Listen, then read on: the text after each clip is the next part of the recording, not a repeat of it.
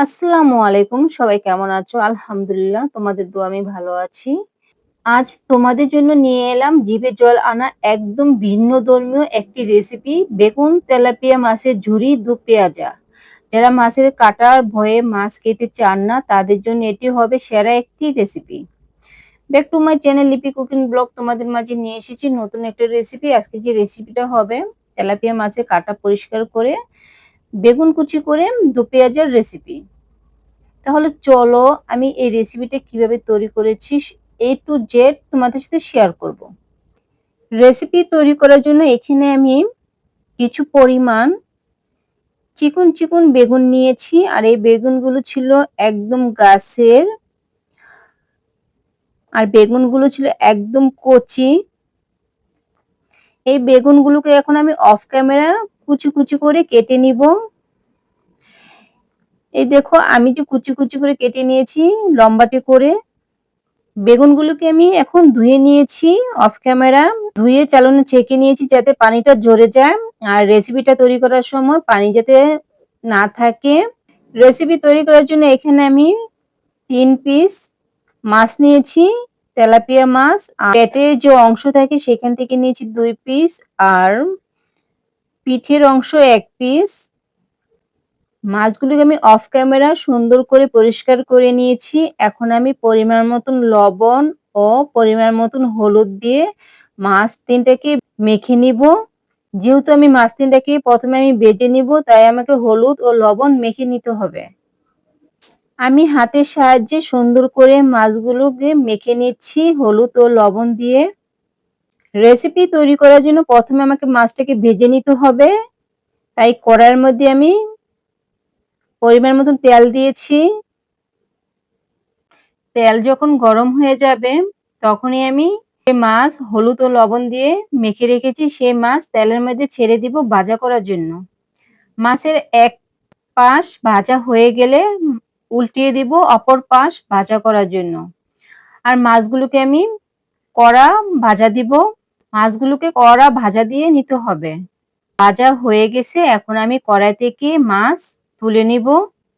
একই কড়াইয়ের মধ্যে একই তেলের মধ্যে পেঁয়াজ কুচি ছেড়ে দিব। পরিপূর্ণ রেসিপিটা তৈরি করার জন্য গরম তেলের মধ্যে পেঁয়াজ কুচি ছেড়ে দিব। পেঁয়াজ কুচিগুলো বাদামি কালার করে নিতে হবে। বাদামি কালার হয়ে গেলে এখানে আমি অ্যাড করব আদা রসুনের পেস্ট ৪ চামচের ১ চামচ। কাঁচামরিচের পেস্ট দিয়ে দিব ৪ চামচের ১ চামচ। এখন আমি খুন্তির সাহায্যে নাড়াচাড়া দিব কাঁচামরিচের পেস্ট ও আদা রসুনের পেস্ট যাতে তেলের মধ্যে ভেজে নিতে পারি কাঁচা স্মেলটা না আসে। এখন আমি অ্যাড করব লবণ। লবণের পরিমাণ ছিল এখানে ৪ চামচে ১/২ চামচ।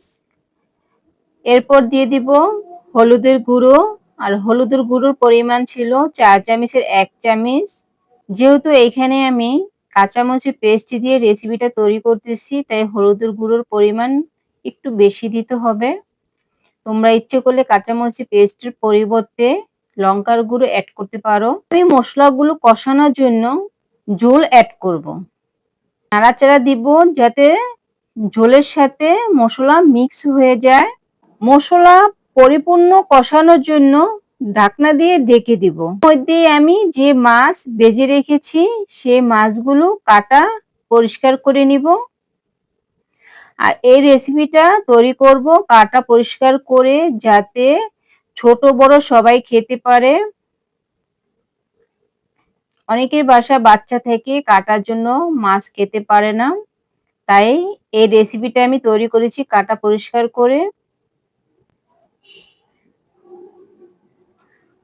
তোমরা ইচ্ছে করলে এখানে কাটা পরিষ্কার না করেও করতে পারো। ওইটা আলাদা একটা টেস্ট। আর কাটা পরিষ্কার করে রেসিপিটা তৈরি করলে এটা আলাদা একটা টেস্ট। তোমাদের সাথে কথা বলতে বলতে মাছের কাটা পরিষ্কার করে ফেলতেছি। এর মধ্যে আমি যে চুলার মধ্যে মশলা কষাইতে দিয়েছি সে কষানো হয়ে যাচ্ছে। মাছের কাটা পরিষ্কার করা হয়ে গেছে। এর মধ্যে মশলা কষানো হয়ে গেছে। ঢাকনাটা উঠিয়ে নিব। এরপর আমি খুন্তির সাহায্যে নাড়াচাড়া দিব।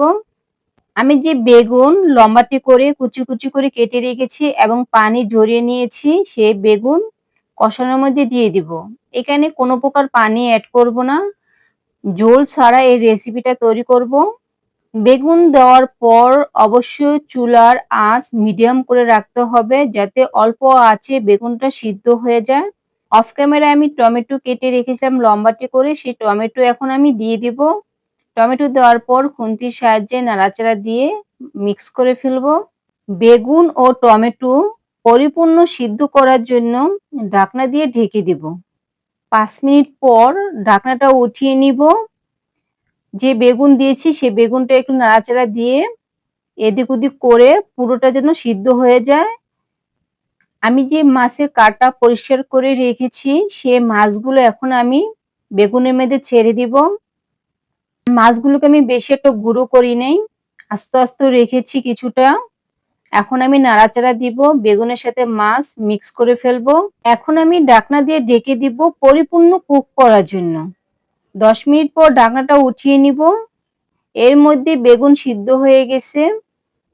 আর এই রেসিপিটা তৈরি করতে বেশি সময় লাগে না, অল্প সময় রেসিপিটা তৈরি হয়ে যায়। স্বাদ বাড়ার জন্য এখন আমি দিয়ে দিব ধনেপাতা কুচি।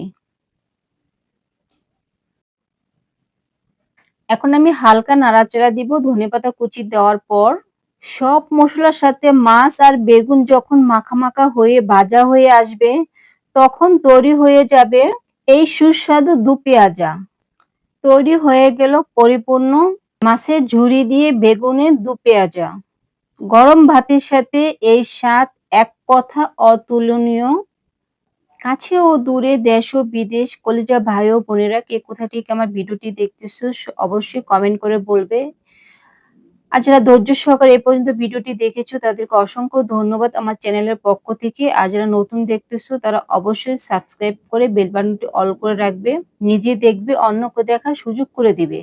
পুরো রেসিপিটা কেমন লাগলো কমেন্ট করে অবশ্যই জানাবেন। ভালো লাগলে লাইক এবং শেয়ার করে সাবস্ক্রাইব করে পাশে থাকবেন।